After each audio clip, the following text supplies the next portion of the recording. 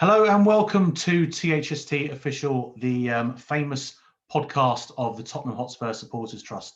Thank you very much for joining us again. My name is Martin Buhagiar, and tonight we're joined by our co-chair Rachel Martin and fellow board member, get my words right, Simon Sullivan. Good evening, guys. Good evening. Good evening, Martin. Hope you're both well. Right, we're going to be talking about a variety of subjects actually, and we'll run through them bit by bit. We've got a bit about Champions League, we've got a bit about the Premier League, we've got a bit about European matches, we've got a bit about stewarding and catering and the fan-led review. So we've got a packed schedule to get through. As always, you can watch these podcasts on YouTube. You can listen to them on Spotify, or you can download them on iTunes as well. So please have a look. And also, if you're new to this podcast, please have a look back at some of our past shows. There's a variety. We've been doing them for got a couple of years now, haven't we, Rachel? So time flies when you're having fun, but there's plenty of depth and choice to the different subject matter that we've been discussing on this podcast. So hopefully, if you're new, welcome. Thank you for joining us, and please have a look back at some of our previous episodes. I think, given that we're in the international break at the moment, which, let's be honest, can be a little bit tedious and boring these days. I remember a time when international football was like in the 90s, when it was like supporting Spurs. You know, I couldn't choose between wanting England to win the World Cup or the Euros and Spurs winning the league. But now it just seems it's not the same, is it? I get a little bit bored watching international football, and apart from when Harry Kane scores, obviously, because we wanted to break that record. But I think it's worth mentioning our last Premier League game. We're a couple of days away from the North London derby, so let's get on a high and look back at that Leicester game. And what a match it was! 6 goals in the Premier League. We didn't go top of the league, did we? For a night, we went second because of Man City's superior goal difference, but what a performance that was in the second half. I don't know what you guys thought about that. And Son's hat-trick, how great was it? That goal went right, he celebrated right in front of us. I'm in block 257 in the South Stand. That was a great moment, wasn't it? Definitely. And it was almost written in the stars, wasn't it, when he came on? Hasn't scored all season, and you know, normally they say, oh, you just want one to go in off your bum or something like that, and yet, no, Sonny has to go and do it like that. And then follows it up with another one that was probably almost just as good.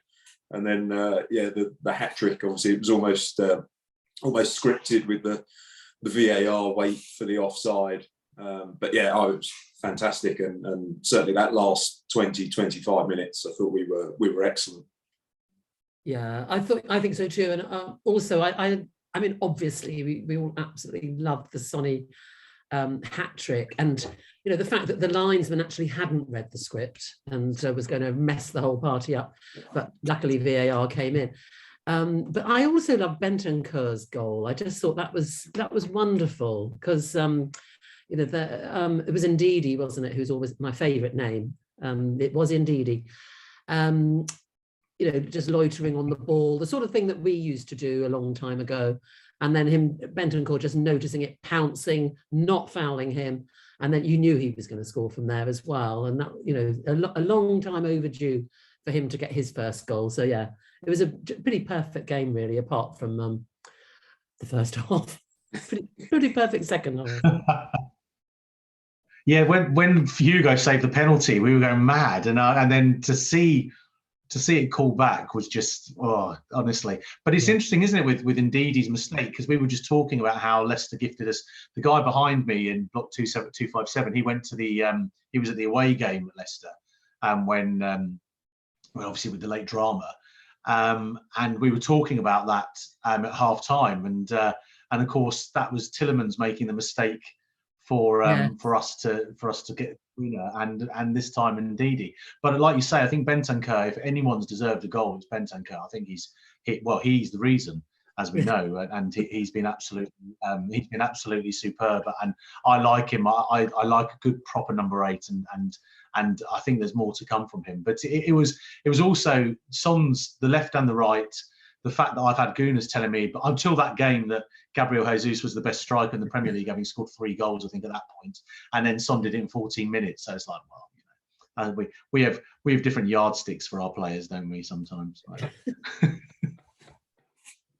I suppose I should move on. I do get the odd tweet from the odd gooner. So there are some gooners who do listen to this, because I do get the odd tweet, the odd message from people say that was a bit harsh, which I do enjoy, which is why I do this, and I leave the odd line in there. But and Eric Dyer's got 2 goals. So but at the end of the Leicester game, he was only 1 behind the best striker in the Premier League, Gabriel Jesus. So that's all going on, isn't it? So anyway. I shall move on, but it was a great way to go into the international break, to be one of 2 teams unbeaten, and hopefully, I thought Harry Kane looked really sharp last night against Germany as well. So it'd be nice if we can take that into Saturday's North London derby. We shall see how that one goes. Cue lots of excitement, particularly in our house. Speaking of North London, we obviously know we're the only team in North London to be playing in the Champions League this season. And we've been talking about Champions League ticket pricing. And Simon, you can give us an update, really, can't you, on the club's sort of ticketing stance in terms of the pricing and how we lobbied for sort of Cat C. But I'll hand over to you to give us more information on that. Indeed, yes. Thanks, Martin. And as you rightly point out, the only club in North London to be in the Champions League. I think it's always worth repeating that. Brings a smile to the face. But as you just alluded to, there's been a lot of work going on around Champions League ticketing from the trust with the club, and I think it's fair to say, we had lobbied for Category C pricing for the 3 games. There's a lot of conjecture around whether the teams we drew warranted Category B or A, and you could argue, well, it's Champions League. But these are sort of, they're not your Barcelonas or Real Madrids. So we approached the club. As I say, we thought Category C would be appropriate. That then gives scope to increase, maybe as hopefully we progress through to the latter rounds of the Champions League. And we also asked them to bring in the group package that they've done before. So you can buy all 3 group games in one go, hopefully at a discounted price, and preferably at a discounted price. Which helps everyone, in terms of you don't have to queue up if you can online, of course, nowadays. If you're going to buy tickets that way, you don't have the additional booking fee charges that we all have to pay, etc., etc. And as we know from previous seasons, it's been really successful when they've done that, and the fans have liked it. Unfortunately, the club didn't listen to that, and actually it was.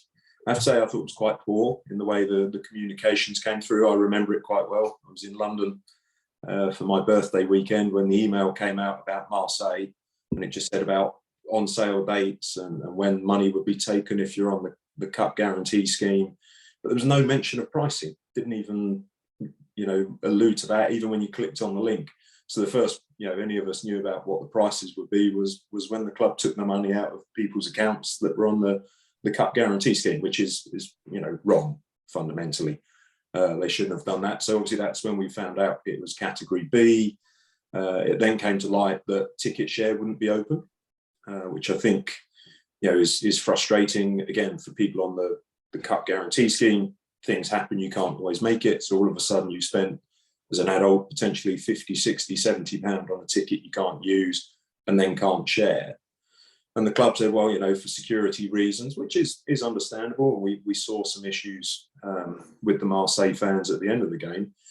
But then to counteract that, they then opened up the opportunity for us to buy 4 guest tickets each, which seemed to contradict the ticket share point they'd made previously.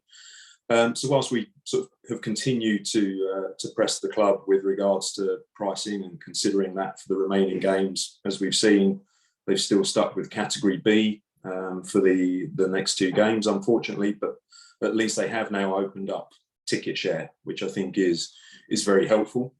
Again, if you can't make it and you've already got that ticket, at least now you can pass it on in the way that we can, normally for Premier League games, etc.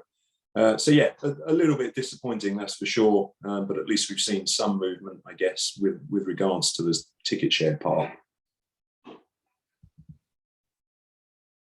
Thanks, Simon. Thanks very much for the update. It's an interesting one, isn't it? And I think it's one that we've maybe struggled with over the years, isn't it? The club with just getting that Champions League ticketing pricing and structure correct, going back to our days at Wembley. And obviously being back in the Champions League is fantastic. It's exciting. We were all there at the Marseille game, and what a dramatic evening that was. Richarlison scoring twice. It was a fantastic night, but one that was, I guess, marred slightly. I was in the South Stand, as I say, where I always am, and I could see what was unfolding with the Marseille fans. And I guess it's one of those aspects when you do go into European games, both home and away, you see the different cultures of football fans, and sometimes, as we saw with Marseille, that can spill over into something a bit different, particularly for those Spurs fans who are adjoining the away end in the North Stand. So, Rachel, you've got a meeting with the club about stewarding and policing for the Marseille match, haven't you? You can give us an update on that. Yeah, actually, I wasn't at the match. I very rarely miss home games, but I was actually on holiday. I was in Greece at the time. And in a very remote part of a remote island. So the only bit that I got to see, because we didn't have the internet most of the time, was that end bit. And obviously I heard from colleagues on the board about, what had happened. I know that we issued a statement, basically saying that we would be seeking answers and reassurances from the club about what had happened and how would we ensure this didn't happen again. And the club invited Steve Cavalier, the co-chair, and I to a meeting with the security officer and the supporter liaison officer, which we of course accepted. And I have to say it was a really useful and informative meeting. Obviously a lot of what they showed us or told us rather is confidential, so I wouldn't I would obviously honour that. But we got to understand the planning process, and that the club had escalated the match to a category A in terms of security and risk level, so that there was higher levels of police and stewarding and escorting of fans down the high road and all of those sort of issues.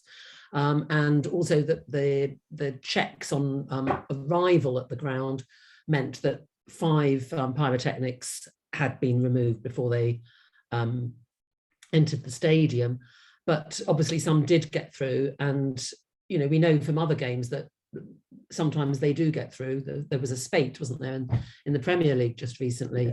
And obviously everyone that gets through isn't okay, and some of them are very big, so you sort of you'd like to think that those would all be found, but some of them are small. They had dogs, specially trained dogs, but dogs, they're animals, they're not computers. They do detect things, but it also means that they detect other things as well. So they might be sort of thinking that they've found something, and it's actually residue, let's say, of other substances on people's clothes. So it's not foolproof. But basically, I think the general feeling was that it was actually going very well, the policing operation, up until we fortunately scored twice right at the end, or Richarlison did. And that was sort of great for us, not so great for the stewards. And that's basically when it kicked off. And we watched the CCTV, so we could absolutely see where things were coming from. And really, from the first cup that was lobbed, and there was definitely a missile, a pyrotechnic that was thrown into the home section, but there was stuff coming from different directions. You have to say that the response looked pretty good from the police and the stewarding. The stewarding of the Marseille stewards was an interesting one to sort of see their role. And basically it was reassuring what we saw. But what we're going to be doing, and hats off to the club for inviting us, but Steve and I are going to be going to the Frankfurt home game. We're going to be going in the away section. So it should be, I can't believe my learning curve at the moment, to be honest, to see, the whole process sort of from the fans being walked up the high road into the stadium. We're going to be following all that process and sort of understanding the operations that go on. So yeah, it should be really interesting, and I'll report back. It will be interesting, I should think. I remember we had the stadium tour actually when it first opened as well, and went into the away end. And I even found, even though it was empty, I found that really interesting just to see the different sort of size of the away end. You know, it always will be smaller and less, more restricting, I guess, in terms of its size. But be interesting to see, because Eintracht Frankfurt fans have got a history as well of popping up all over the place, haven't they, in stadiums? So it'll be interesting to see how they manage that. One person that I assume won't be there will be Joey Barton, the Bristol Rovers manager, who was in the Marseille end, which I found very odd. I don't know if you saw that. He was, because he's a hero. Yeah, and there he was, right in the middle of it all, with not in the middle, I should say for legal, it's not in the middle of any trouble. Just he was behaving himself, giving it, obviously joining in the banter with Spurs fans, shall we say, as he has done throughout his career. Yes. I always think of Joey Barton, Noel Gallagher, and Liam Gallagher, who we've had the most banter with over the years. It's an interesting sort of group of people. But yeah, that'll be interesting to see how the Eintracht Frankfurt game goes, Rachel, and be fascinating to hear back as to what you see, and hopefully it will be. Yeah, and I've just been in a meeting with the supporter liaison officer at the club, having his debrief on the arrangements for the away match at Frankfurt, and seeing all the detail that goes into those planning meetings, which the club will be releasing information on very soon. But it certainly looks like a very interesting trip. Absolutely. Speaking of interesting trips, sorry, Simon. In a good way, I hope, Rachel. Yes, I'm sure in a good way, but it's a very interesting location, and I'm just going to keep using the word interesting. Absolutely. Keeps us on point completely. Speaking of interesting trips, so one thing that it's worth discussing, obviously, it's been back in the Champions League again, and being the only North London club in the Champions League, which I think we mentioned. It's our favourite European nights. I think it's a hard one, isn't it? Because you always, when you think about favourite European nights, you always think to away games. But we've had some corkers at home as well, haven't we? I can remember my first home European game was against Hajduk Split, when I think Gary Lineker and Gordon Jury were up front in 91, because we'd had that break of European games where because of Hillsborough, obviously the authorities getting it completely wrong and banning English clubs, I think, because they wanted to blame football fans, which was, as we now know, is completely incorrect. But I remember that sort of that real excitement of that first game. But I mean, we'll go around the table. I was going to say my favourite in recent times, I think beating Real Madrid at Wembley and taking my kids will live long in the memory, just because it was just a wow moment. But one of my favourite games, this is weird because it was a big away game for me. I went to the San Siro and we lost. It was when Gareth Bale scored his hat-trick. And I just came out of that game on such a high, because we were 4-0 down at half-time, down to 10 men, to come out 4-3. It felt like we'd won the game, and we qualified anyway. And it was just a brilliant, what a night that was. It was a magical night, that just seeing Gareth Bale absolutely terrorise, as we know, I've forgotten his name. Maicon, wasn't it? Yeah, I remember the song now.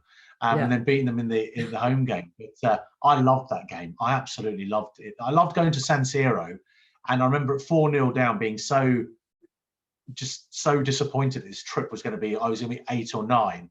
So to come back 4-3 with 10 men was just brilliant. I loved everything about that trip. What about you guys? What are your favourite nights? Simon, do you want to go first? I can do. I just thinking, Martin, I remember the Hajduk Split game as well. And I can't remember if it was that one or the next round, but there was one of the games where the ITV advert for the next Tottenham game it was the Cup Winners' Cup, wasn't it? Showed Lineker scoring a goal, and there I was in the advert behind the goal celebrating. So I was on the TV countless times, so I enjoyed that one for that reason. But similar to you, I think the Real Madrid game at Wembley was amazing. Actually, the Marseille game the other day as well, because that was the first time I went with both my boys. So it was my youngest first European game and first Champions League game. That was fantastic. But I think in terms of atmosphere, probably City at home in the quarter-final when we won 1-0 was just incredible. In terms of experience, again, seems a bit odd, but when we played Real Madrid and we lost 4-0, Crouch, I think, got sent off or whatever, whenever that was under Redknapp, just to go to the Bernabeu was just amazing. And I actually was there through a friend of mine who worked for a TV company and got me tickets, and they were front row on one of the middle tiers, right on the halfway line. So in one way, it was great that we got beat so heavily because I didn't have to be jumping up and down in front of all the Madrid fans. But it was absolutely amazing just to be there. It's like, wow. So yeah, but bizarre because of how it went on the pitch, but an amazing experience. And I just think any away game in Europe is incredible. It's just so different, so much fun. Yeah, well, because of my job, I was never able to go to European away games, apart from the one that always came in half term around February. There nearly always seemed to be one then.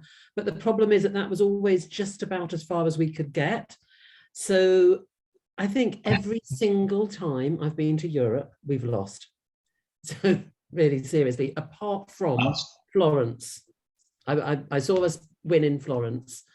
And that was a lovely trip culturally. I really enjoyed that. But yeah, I was there for the 4-0, but actually that wasn't half term. I had a very nice chair of governors who gave me leave to go to that one. I loved it because I went on the club trip and we were with Aaron Lennon and Tom Huddleston's parents. And so it was just so much fun and getting to know them. They were so nice. And the whole thing was just so amazing. But yeah, total implosion once we got there. Obviously, the Champions League final, oh god, the actual trip, fantastic. The match, dreadful. Young boys at the Wankdorf Stadium, you name it, I've been there when we lost. But certainly at home, I think it was the Inter Milan Taxi for Maicon match. Again, Gareth Bale. Oh God, what a match. It was fantastic. Yeah. But actually, I think one I'll give honouring. Sorry, I was just going to say, I was there. Sorry, carry on. We beat Wolves. But I can't remember a thing about it because I was a teenager and it was those sort of days. Oh, wow.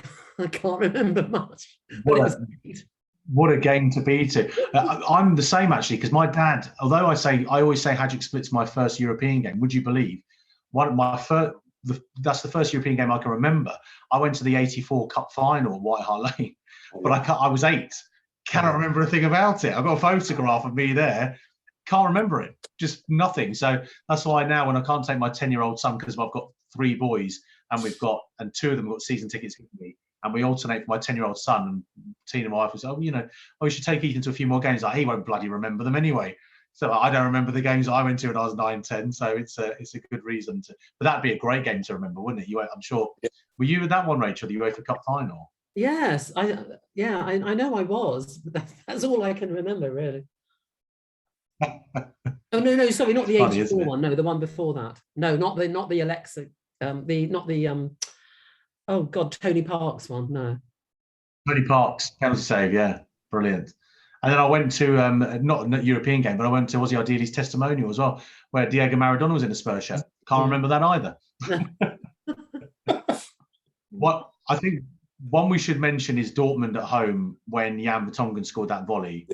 That was a great night, just because it all built up to the last sort of 10 minutes, and that was a good night. One thing I should say is one of my favourite trips away, the most boring game I've been to, was Leverkusen away under Martin Jol, which ended up 0-0 in the UEFA Cup. And I was in the neutral end, which I didn't even know existed, with a guy, and my brother and I went, and we sat next to a Leverkusen fan and his son, who was almost a stand-up comedian. He was so funny. And it was brilliant just to sit with this guy during the game. It was wonderful. One of the things he did, which was great, I remember saying to him, neutral stand, how do you get used to it? He goes, I love sitting in a neutral stand. This is great. I said, how can you tell, Spurs fans from Leverkusen fans? It's easy. and did it and said, this is how. And then a guy comes up with half a pint, because you could drink in the stadium. Guy comes up with half a pint. He says he's German. Yeah. Another guy comes up with half a pint. He's German. Then a guy comes up with a hot dog in his mouth and 4 pints.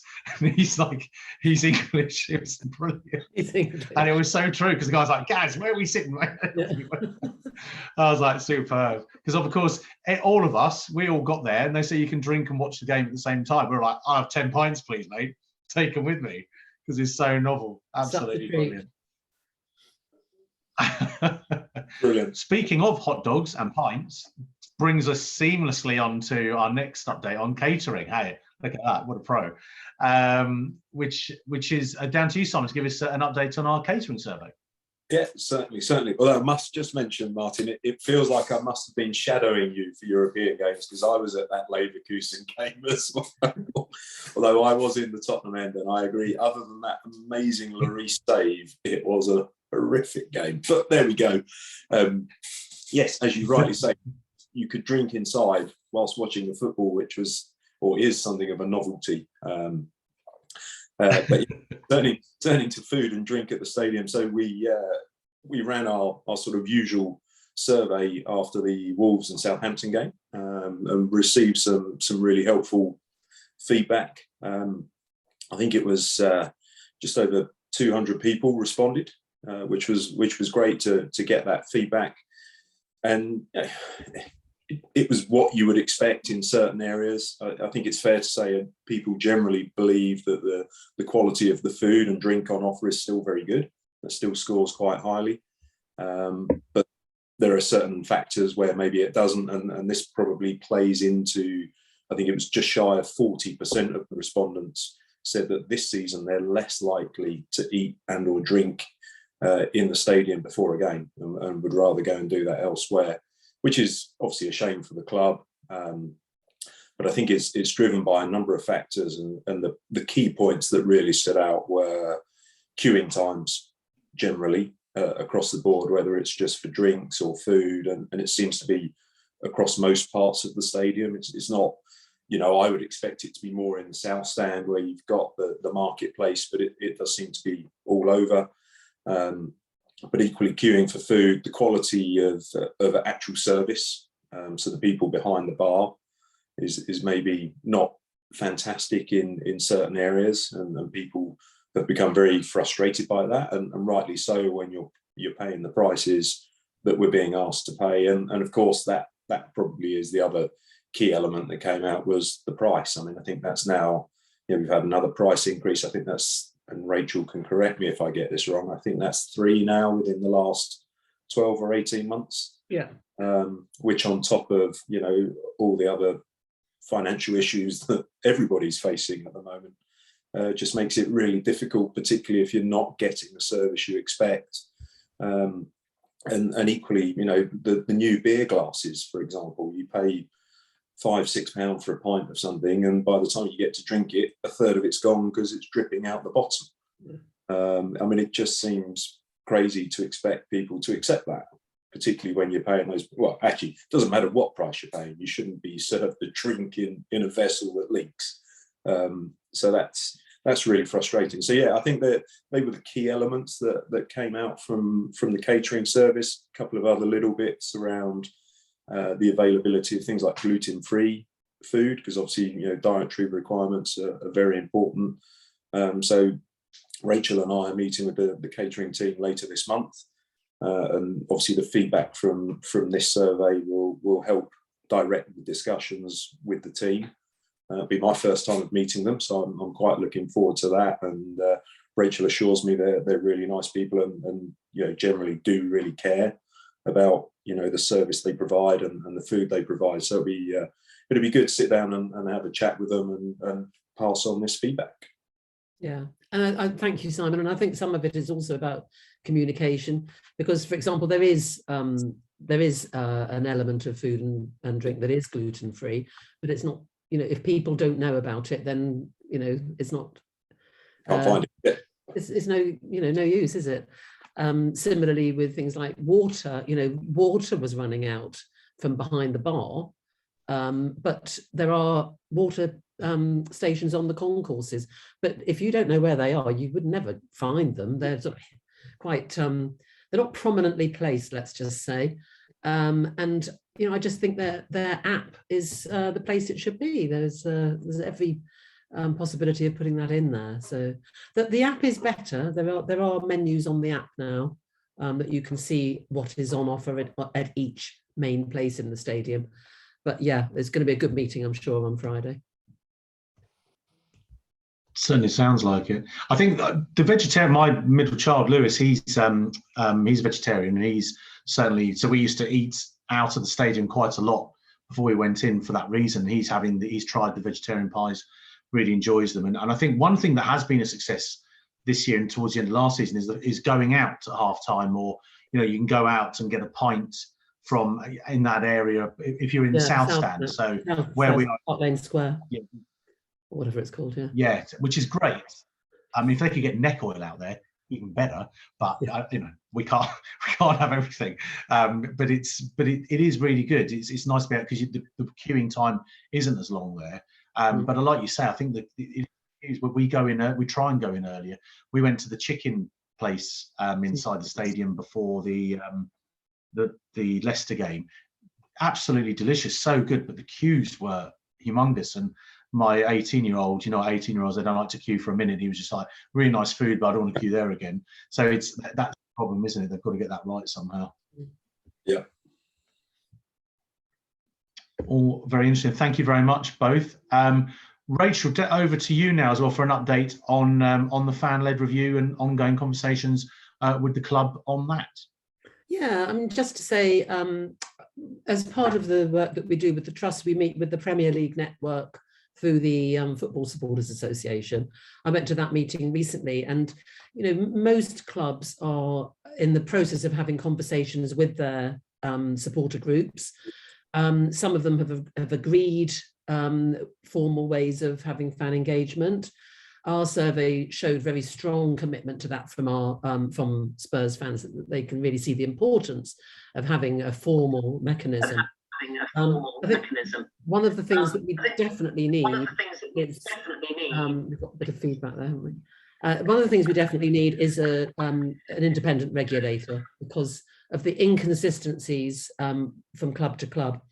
We've been meeting with Spurs along with the other formal organisations, Proud Lily Whites, Spurs Reach and Spurs Ability, and we're looking at a model. We've had to sort of go backwards and forwards a few times, as I'm sure you can imagine, sort of just negotiating to make sure that whatever it is that we end up agreeing with and working with would mean that we couldn't have another situation where the European Super League was brought to the well, not to the table, but signed up to. But we're close, we think, but we've still got a little bit of bit further negotiation to go. But we will. We're hoping to be able to bring something to show the membership very soon. That we're hoping that they will be able to give their support to. So exciting times. Exciting indeed. Thank you very much, Rachel. I think the feedback might have been my dog deciding to shake midway through your update there, Rachel. So apologies for that, and apologies to anyone if my machine is a bit slow today. We were having Zoom problems earlier, weren't we? For some reason my laptop doesn't seem to like Zoom very much. So thanks for persevering if there are any sound issues. One further update we wanted to give is just another change to our Tottenham Hotspur Supporters Trust board. As you know, we were updated last month that Kat Law and Martin Cloak were standing down as co-chairs, and Rachel and Steve Cavalier had now taken on the mantle as co-chairs. Also leaving us, sadly, is our treasurer, Adam Bailey, who has looked after our supporter trust finances for 9 years, which is a phenomenal effort. And he's stepping down to pursue other interests and is now handing over responsibilities to our new co-opted treasurer, Anthony Morkos, isn't it? Have I got that right? I think Morco. I'm sorry if I've. I mean, with a name like Buhagiar, I should get everyone's name right, shouldn't I? Because I've had my name. Morku, that's it. Thank you. I've had my name mispronounced so many times. I should do my homework on everyone else's. Who we now welcome to the board. So we will miss Adam and his hard work, and we'll be meeting as a new board for the first time in person next month, which is exciting. Yeah, so it's sort of all change in that respect, but obviously we'll carry on as a board working hard for Tottenham Hotspur supporters on the subjects that we've mentioned this evening, and others. As I said earlier in this pod, if you are new, please do have a look back at our YouTube page, our Spotify page, our iTunes page for previous updates, because we have covered a wealth and breadth of information. There's so much that goes on within the supporter club work, and the amount of work that we try to do and that we do for fellow supporters. So please do scroll back and have a look. If you're interested, if you haven't joined the trust and you're interested in joining us, please do visit our website, thstofficial.com. Click the Join THST button and you can find out how you can join as an associate member or as a full member or as a supporters club. So please do have a look and get involved. With obviously the more the merrier, and if you are involved, you can vote in the decision-making process that we have, and you can play a part in the direction that this supporters club goes. So please do get involved and take an interest. And likewise, if there's any subject matter you'd like us to discuss, you can find us on Twitter. You can email us info@thstofficial.com, where our army of volunteers who are the board members get back to everybody on the emails at an absolutely ridiculous rate. I'm one of the real slow ones. I see the email and then scroll up and see that Rachel's already replied and had 4 or 5 other emails, or Simon has. So it's phenomenal the work that goes on within the board. So thanks to each and every one, as we should say, of all the board members. Anything anyone wanted to add to any of that, or I think that might be us for this evening. So it goes without saying that I would thank Simon and Rachel as always. We will be back shortly. We've got some special guests lined up, so stay tuned and keep an eye out for our pod. We've got some exciting pods coming up, and we'll hopefully see you across our platforms on YouTube, Spotify, or iTunes soon.